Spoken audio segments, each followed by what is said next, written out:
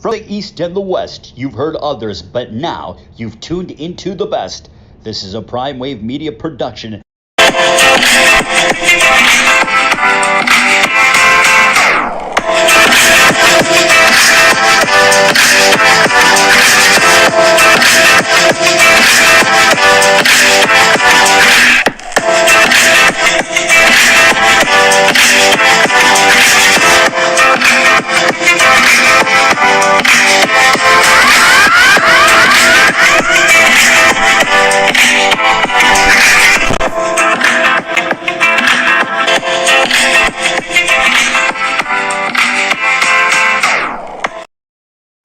What's up, world? It's the one and only Pop DBIC, the Primetime Capper. I'm feeling good. I'm feeling great. I hope you are feeling the same. And this is the premier sports betting show, the PrimeTimeAngles.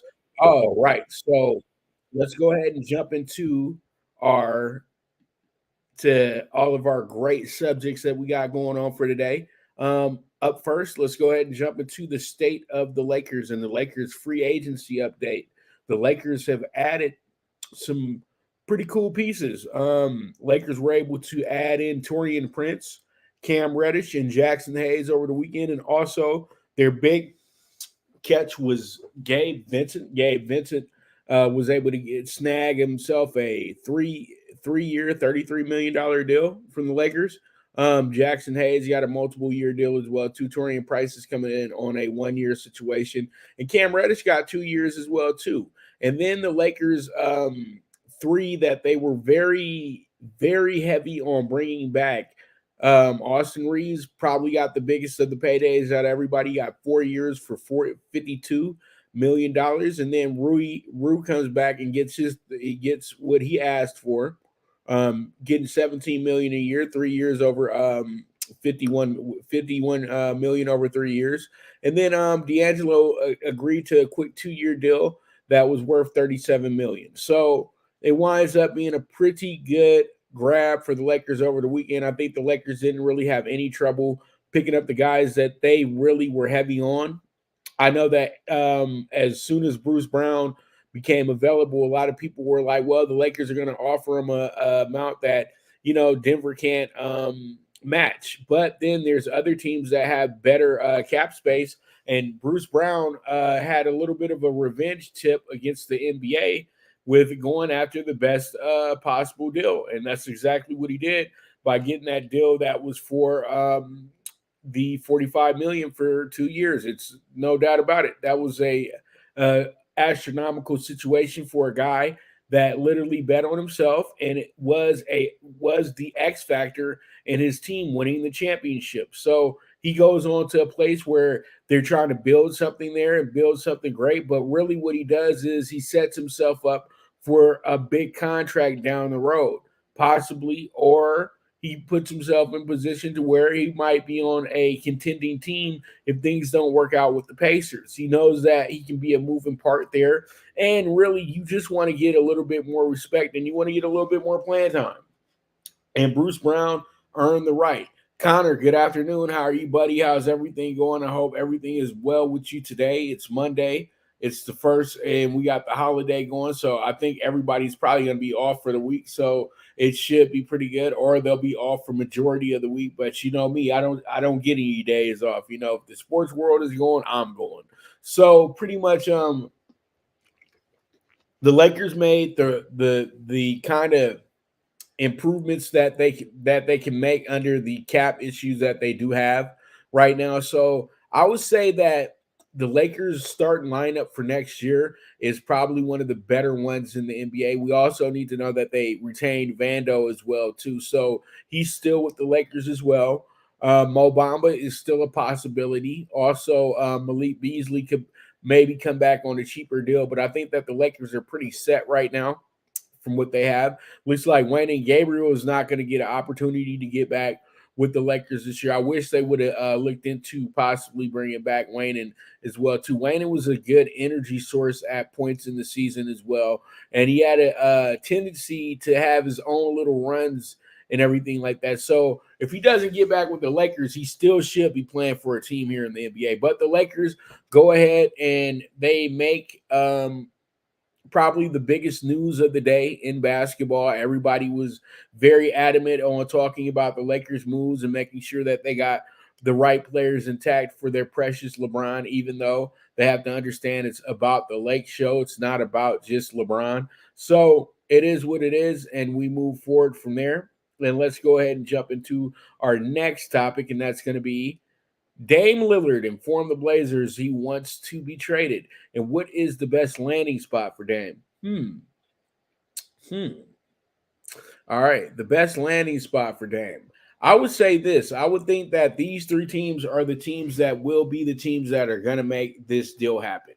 You got the Philadelphia 76ers, you have the Portland Trail Blazers, and you have the LA Clippers. And I think what happens here is that, you have Miami as well, too. But Miami might be a little bit of a long shot here because he wants to go to Miami, but do you want to go to Miami with what possibly might have to happen?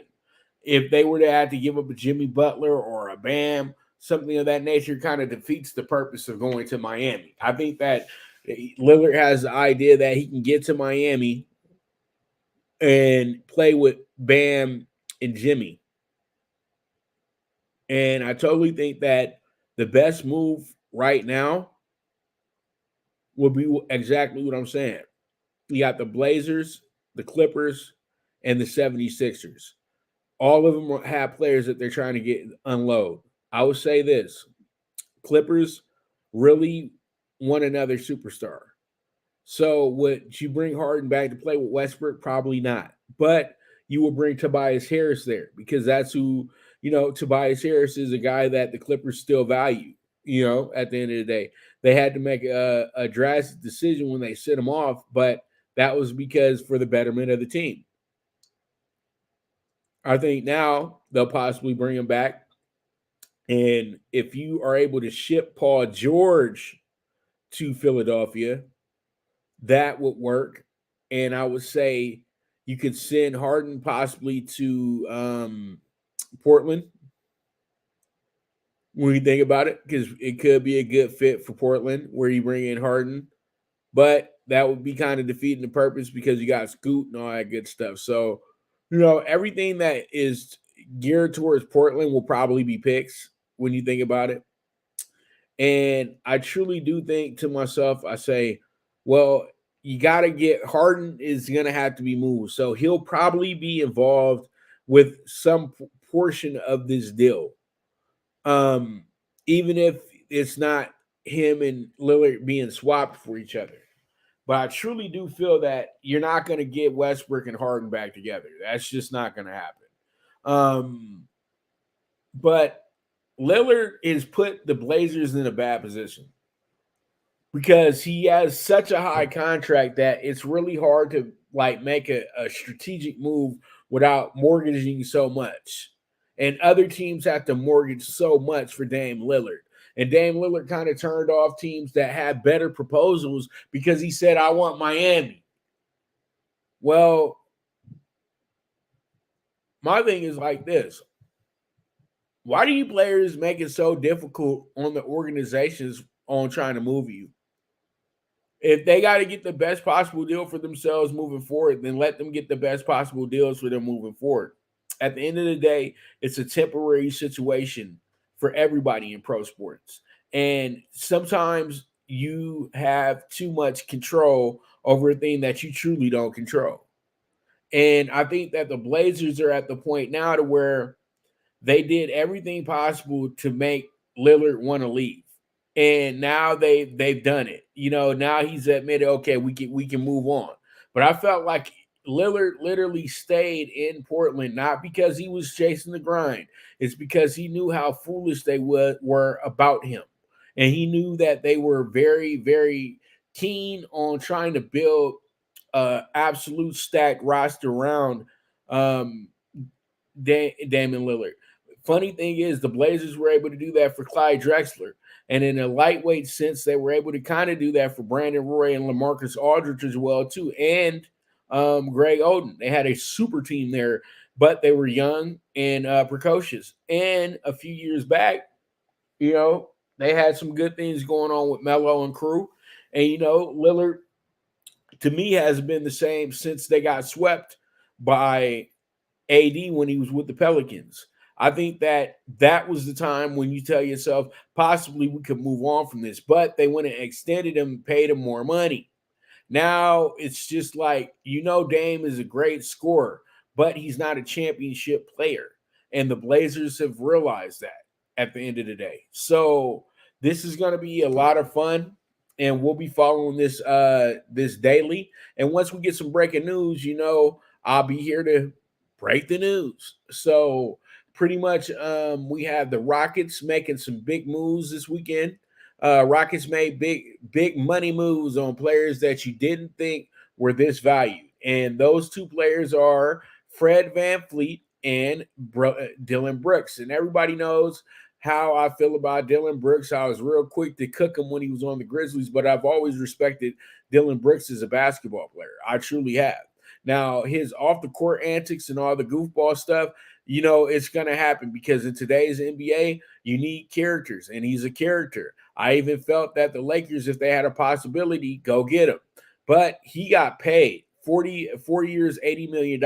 I was not surprised by this. I felt Dylan Brooks was only being treated that way because everybody wanted to kind of let the job thing slide up under the rug a little bit when it came to gameplay. But everybody knows the biggest reason why the Grizzlies lost that series was because Ja Morant was the monster distraction. He literally ruined their season by all that BS happening to him and then not doing accountable stuff. And pretty much it put this aura and this attitude on the Grizzlies that truly wasn't them.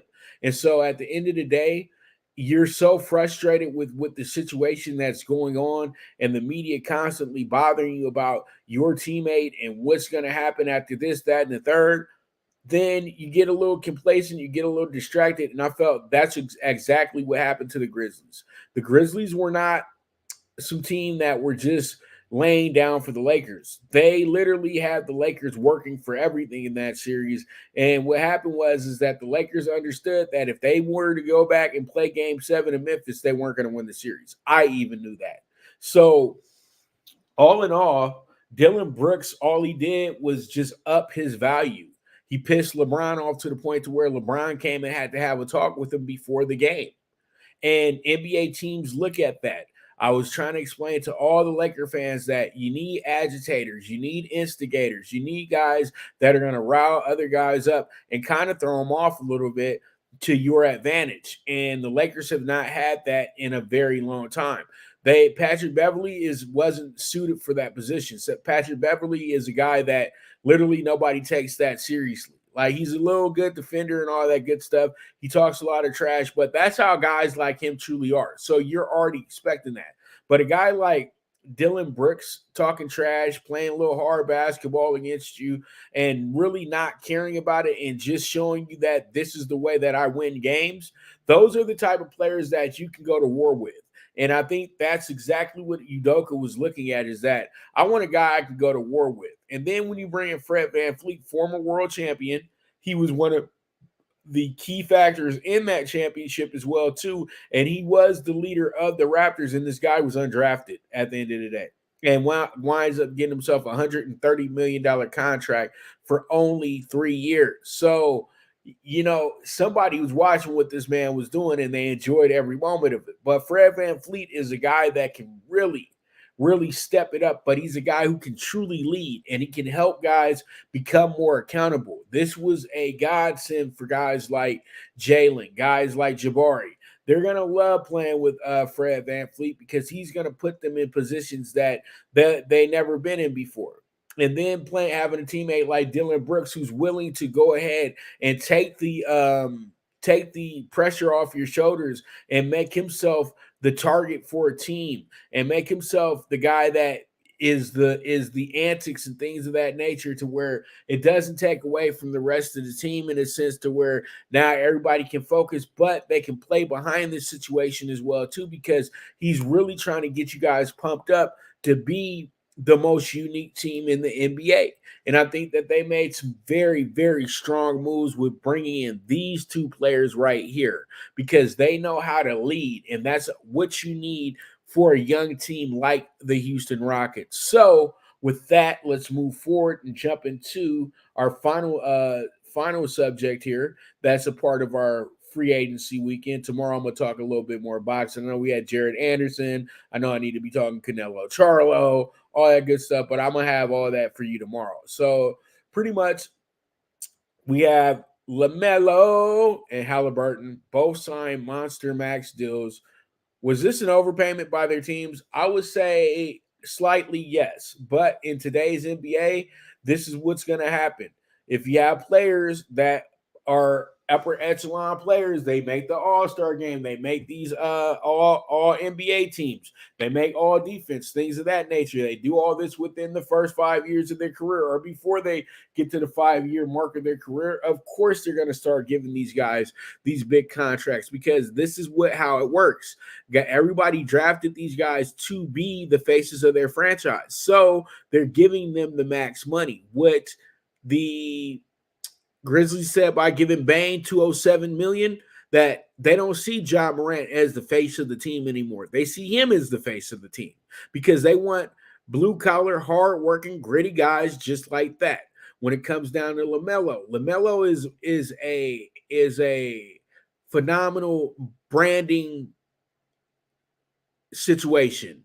It's all about branding with LaMelo. And LaMelo has learned from the absolute best of Michael Jordan, and he's pretty much made the Hornets a very relevant team.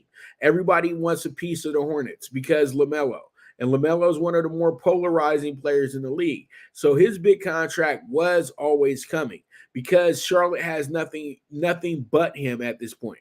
And they want to make sure that they have their future solidified because what they're doing right now is building something for a long term in Charlotte. Now, with Indiana, you got Halliburton, who actually was a guy who was drafted by another team. He was drafted by Sacramento. He played so well in the first half of the season, but De'Aaron Fox is such a great player, and he was already the man in Sacramento. So you didn't want to hold Halliburton back, but my whole thing was you should have figured out a way to keep them all happy. But they knew at the end of the day, when it came down to paying Halliburton, they weren't going to be able to do it because De'Aaron Fox is already getting paid. They paid Sabonis as well, too. When he came over in his trade, they knew that they was going to have to pay for others as well, too. And Sacramento is not a big market team. So pretty much they had to make a choice, and they made the choice much earlier than teams do.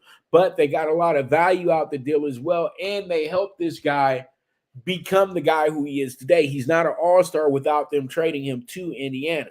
So he's done a great job this season as well. He did a great enough job to warrant that contract as well too. But Indiana, once again, they want to have themselves a solidified star for their team. So that's how the new CBA works, is that you have to be a team that pretty much is you get one max situation, or you get two max situations, but it has to be with guys that you drafted, guys that you've been training, guys that you have been, molding, putting them together, making their NBA career better.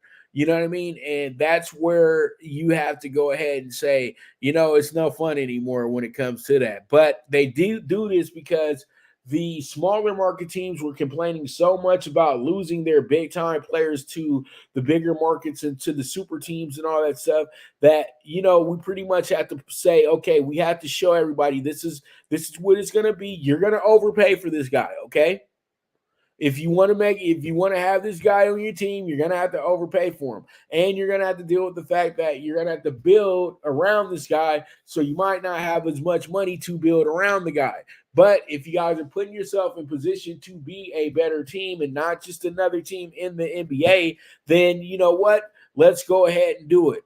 But people just have to understand we are in the times of money going up to a price and to a level we have not seen before.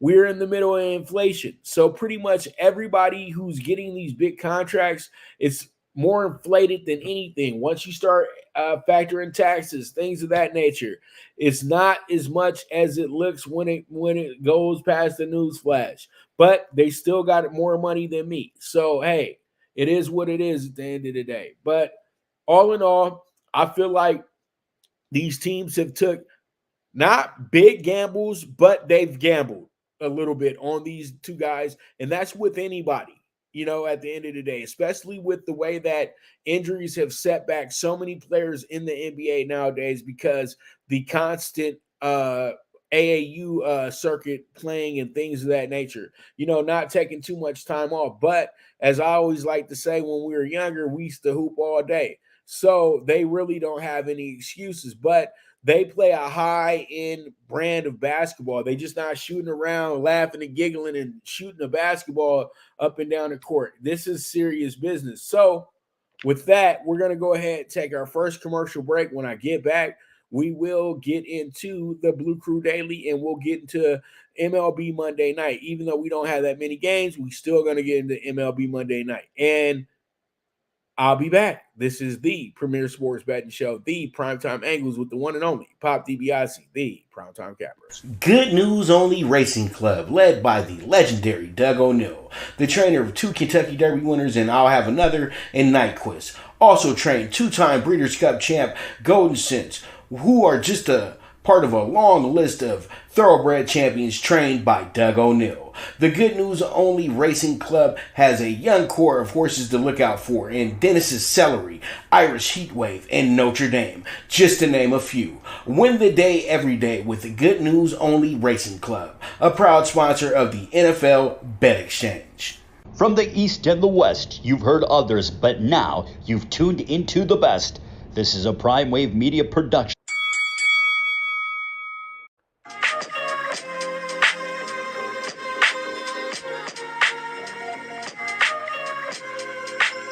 Tune into Big Wave Boxing every week with a brand new guest with the one and only Pop DiBiase, the Primetime Capper, getting the best boxing stories, best boxing angles, and the truth when it all comes down to the sweet science.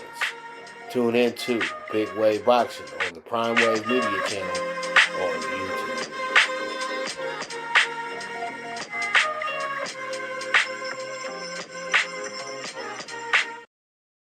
All right, we're back with the premier sports betting show, the Primetime Angles with the one and only Pop DiBiase, the Primetime Capper. All right, so let's go ahead and jump into Blue Crew Daily. Blue Crew Daily, we got ourselves the Dodgers pissed. The Dodgers made all of us mad this weekend. Let's just keep it real. The Dodgers go ahead, Blue Crew Daily. Dodgers lose series to lowly Royals, but still maintain second place in NL West. Start 4-game series at home versus Pirates. So the Dodgers lose 2 out of 3 this weekend in Kansas City. All right. And that was something that we did not see coming. But you have to expect these things sometimes as well, too. The Dodgers have not fared well against teams that are really supposed to be kind of bad. The Reds, before they went on their little run, the Reds were a 4th-place team. And they beat the Dodgers 2 out of 3 as well. You had the Pirates when they were a first-place team, and they're back to normal now. They beat the Dodgers. I think they didn't sweep the Dodgers, but they beat them 2 out of 3 as well, and they're playing them this week. I'm trying to think of the bad teams that beat the Dodgers this season. Oh, yeah, the Cubs, the Mets, both those guys beat the Dodgers in the series this year as well, too. So the Dodgers have to figure out a way to where they got to be more consistent. But as I said, I don't like to start off July with a 1-1 record, but with the 0-2 record, but it is what it is at the end of the day. And I think that the Dodgers know that it's time. You got to figure out what pieces are the most valuable and what pieces are the ones that can be moved. I think that Miguel Vargas, I love the kid. I think that he's a great player. I think that he's a very talented player. But I think that the Dodgers might be thinking about him as a key asset to move so they can go ahead and get somebody who's a little bit more experienced. But I want to keep Miguel Vargas. I do. But if there has to be a casualty of war, he seems like a perfect candidate for that. They also have plenty of other prospects down at the farm as well, too. So the Dodgers have a lot of things that are working in their favor moving forward. But the Dodgers have to stop being so damn cocky. You know what I mean? That's the biggest problem with them right now, is that they're just being so like overconfident, in my opinion. I think that the Dodgers have to look at every game like they're a last place team and they're trying to get out of last place. Or they have to look at every game like they're trying to get in the first place and they're a half a game out. I think that the Dodgers have to be a little bit more serious, because it seems like when they're playing against teams that they're supposed to beat, they beat them up. But then the next game they come back around and they absolutely flop. And I felt like that was all weekend, but it was a great strategy used by the Royals. The Royals were stealing a lot of bases this weekend, and they were playing a very aggressive game. The Dodgers weren't ready for all that, because the Royals know at the end of the day, they're not going to a World Series. This team just won their 25th game yesterday, and we're almost 100 games into the season. You know what I mean? We're 80 games in, and they've just won their 25th game. So they're the second worst team in baseball.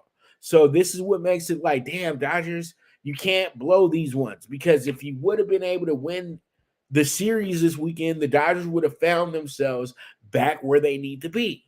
The number one wild card team in a game and a half behind the Diamondbacks instead of 3 games behind the Diamondbacks. The Dodgers have to start playing the baseball that they know is the best for them. And that baseball is, you got to start using your speed a little bit more. Also, you got to be able to get your pitchers some runs. That's exactly what you got to do. And the pitchers need to just be patient. The pitchers, I know that they try to get used to the time clock, all that good stuff, but they need to work out some type of system where the guys know exactly what they want to do in those situations, because I feel like a lot of times the guys feel like they need to think a little bit more. You know what I mean? And you kind of start to miss the 30, 45-second delay when they pitching and they thinking about it, because they can't think too much anymore. So my thing is like this: don't overthink it, since you can't think too much anymore. So we'll see how it goes with that. But the Dodgers and Pirates series is a key one, because you have a Pirates team that's trying to stay in the race for the NL Central. This team was the best team in the NL the first month of the season. They were 20-7. Since that point, this team is 19-37. So they've been bad, and they're 5.5 games out of first place now, but they're a third place team. So they still have a lot to play for, and they're still in the playoff race as well, too. They're only 6.5 games back from the final wild card spot. So they have a lot to play for this week, not just the Dodgers. And the Dodgers, on the other hand, losers of their last 2 in a row, they're looking to make sure that they can get some revenge here, because the Pirates actually swept them at Dodger Stadium last year. Okay? And the Dodgers have actually only beat the Pirates once in the last 2 years. So the Pirates have a bit of an edge coming into this series this week, and the Dodgers know that. So the Dodgers aren't playing against a team that's going to lay down. So this is one of the tougher series of the season, in my opinion. And I think that the Dodgers have a 4-gamer here. This is going to be something that they're going to be really ready to get themselves, ready for. So pretty much it is what it is at the end of the day. And I think that when it comes down to this one tonight, since we don't have any starting pitchers yet, because it looks like both teams are going to be bullpen heavy, I would say that tonight, let's play the over, because I think that they're going to be hitting tonight. The Dodgers are going to be in a mood to hit tonight, because they didn't get that many runs here in the last 2 games. They scored 5 runs overall. All right. And I think getting back to LA, getting some good home cooking, I think that this will wind up being a hell of a game. So we'll see how it goes. We'll see how it shakes out. And we move forward from there. We got ourselves our MLB Monday night. MLB Monday night's looking really good. You know what I mean? We got a few games though. I can't talk about the games that are for my clients, but we got 4 games here in the afternoon that I have on tickets for you guys and everything like that. But I missed the matchup before I could get to it, and that was the Astros and the Rangers. I really want to break that one down because that series is a really good series because you know that the Rangers are in first place right now in that division, but you got the Astros chasing them, you got the Angels chasing them, and everybody's asking the question, are the Rangers for legitimate? Are they a real team? Or is this just a fluke situation? Because the Rays were seen as a team that could be a playoff team this year. The Rangers were seen as a team that was in progress of being a good team eventually. Yeah, getting DeGrom was huge, but it wasn't anything that said, okay, they're a World Series contender. No, they were a team that we all felt that kind of got robbed, and it kind of came to fruition because now he's out for the season. But his impact and his leadership has helped that pitching staff because Evaldi, John Gray, Martin Perez, all these guys are good pitchers, really good pitchers. John Gray was the ace when he was in Colorado. Come on now. Evaldi was the ace when he was in Florida, and I think partially in when they lost Chris Sale, he was pretty much the ace when they were in Boston as well too. Only place I ever saw him struggle at was in New York with the Yankees. That's it. You know what I mean? So you have a really, really intriguing situation tonight with that. And let's check the score of that real quick because they were playing, and I know that the Orioles, the Astros jumped out quick. It's 10-10. It's crazy because the Astros scored 6 runs in the second inning. We're up 6-2. And then at one point they were up 10-2. Now the Rangers have came all the way back. That's just absolutely amazing. And Adolis Garcia hit a 431 foot deep shot to left center. So that's pretty much tied up the game. And this team really is just refusing to lose today. So it's a good one going on in Arlington right now. So we got 10-10 in Arlington right now, and we have ourselves a 6-6 game in Milwaukee today with the Cubs and the Brewers. This one is looking like it's going to be a really close finish as well too today. So we'll see how it goes. And my money gone because I had the Brewers and I had that going under today, but that nowhere near went under. So pretty much let's go ahead and get into our first game. Orioles and Yankees tonight. The Orioles and the Yankees. This should be a really good game because you have an Orioles team that's starting to kind of crash back down to earth. You have a Yankees team that understands this is what we have right now. This is what we have to roll with, and we have one of the highest salary. We have one of the highest payrolls in baseball simply because we play to win World Series. So losing Aaron Judge is a big deal, but it shouldn't be that big of a deal because you have the best players money can buy, right?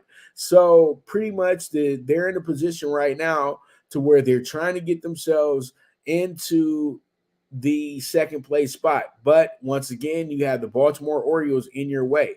Tonight, Tyler Wells takes the mound for the Orioles. You got Domingo Germán, the perfect game thrower, pitching his first game since the perfect game. So pretty much he has himself a very, very good situation going on with that.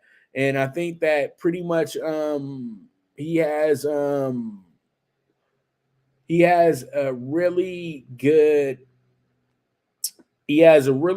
knack of being able to tune out the haters because everybody's still bringing up his situation that happened with his girlfriend, overlooking the fact that he made history as the 24th person throw a perfect game, and really his business is his business at the end of the day, and nobody's perfect. Let's just say that. And I know a lot of people just feel somebody's just the worst and they're just an animal and they're this, that, and the third. But at the end of the day, we're human, and human nature is animalistic, and everybody knows that. We all want to be good people. We all want to be nice people. We all want to do that. But at the same time, too, though, people can get pushed to a certain level, which you shouldn't have. You shouldn't be getting pushed to. But live a day in their shoes. It's the difference. You can talk from the sideline and it sounds good, but when you're in the situation, things change a little bit, don't they? So, pretty much tonight, though, when I look at the standings, the Yankees are right there nipping at their heels, and that's exactly what I expected by the time we got to this portion of baseball. Now, the Yankees are 9.5 games out from the Rays, but they're only 4.5 games out from the 4 games out from Baltimore. And this right here, they can eat into that lead. If they wind up getting a sweep here, or they could be a half game out by the time everything's all said and done. So right now, their focus is to stay in contact of the field, as we like to say at the track. But they have the 4th best record in baseball as well too. So that works out. I mean, in the American League. So that works out for them. And I think that tonight against the Orioles, this should be another really great matchup between two rivals that absolutely can't stand each other. And I truly do think what happens here tonight is going to be a very, very fun game.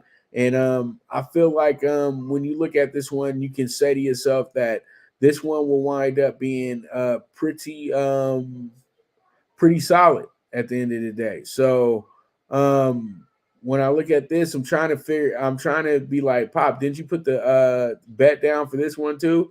And I'm thinking that I didn't right now. So that's how it's kind of looking. So pretty much, yeah. From what I would do here, though, you got a good matchup. So I would probably play the over here. That's what I'm looking at here is the over. So we'll see how it goes. We'll see how it shakes out. We move from there.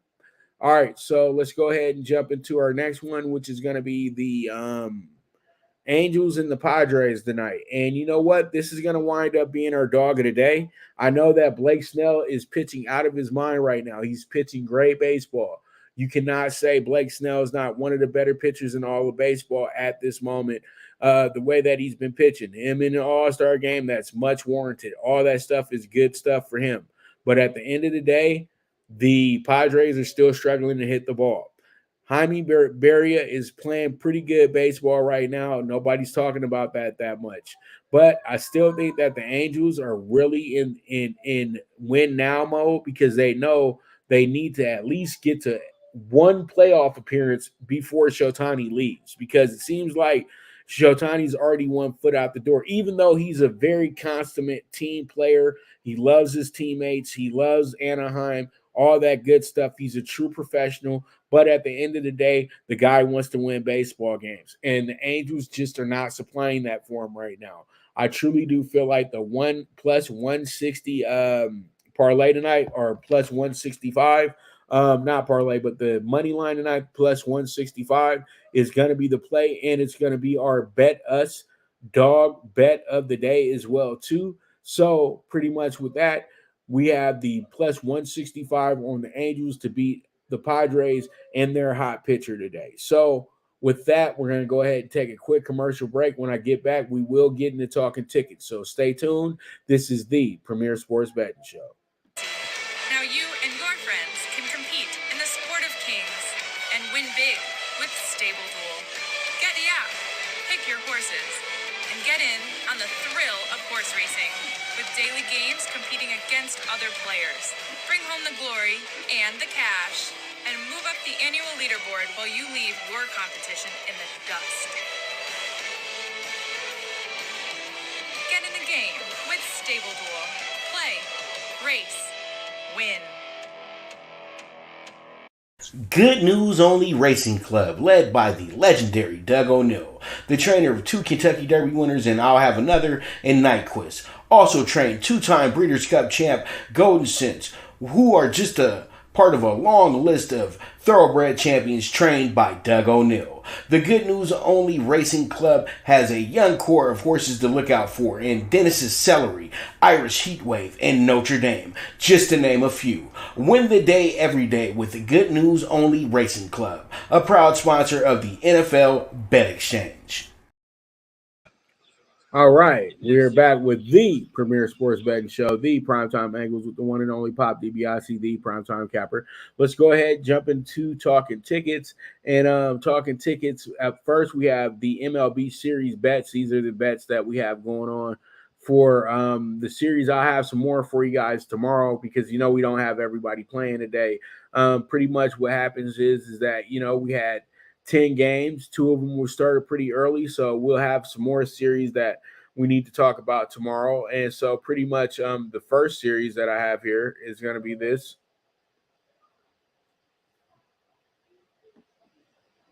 And hold on. I'm just over here, but there goes our primetime pick 6 right there for you guys. So y'all have that. You know, you have that. But here goes I'll get back to that because this wasn't supposed to be what I was showing you guys. So MLB Series Bets, this is what we have here. We have the Nats plus 100. We also have the Cardinals plus 100. We have the Yankees minus 115. And then we also have the Guardians plus 140. So I'm pretty much looking at these series as 4 series that I know that should be able to go in this direction because pretty much all these teams are at home except for the Cardinals. And I truly do feel like these teams are going to start the week off really good. And we'll see how it goes. We'll see how it shakes out. But that's how I'm feeling with that. And that's going to be our series bets for Monday. But we're going to have some more tomorrow.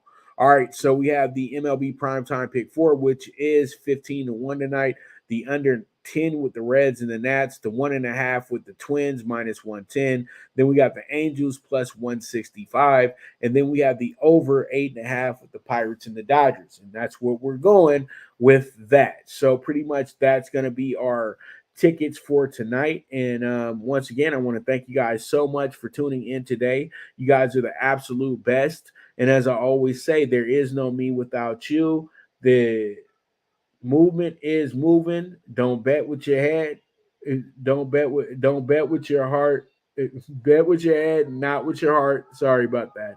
And also, man, you guys already know this is the premier sports betting show, the Primetime Angles, with the one and only Pop DiBiase, the Primetime Capper, and I am gone.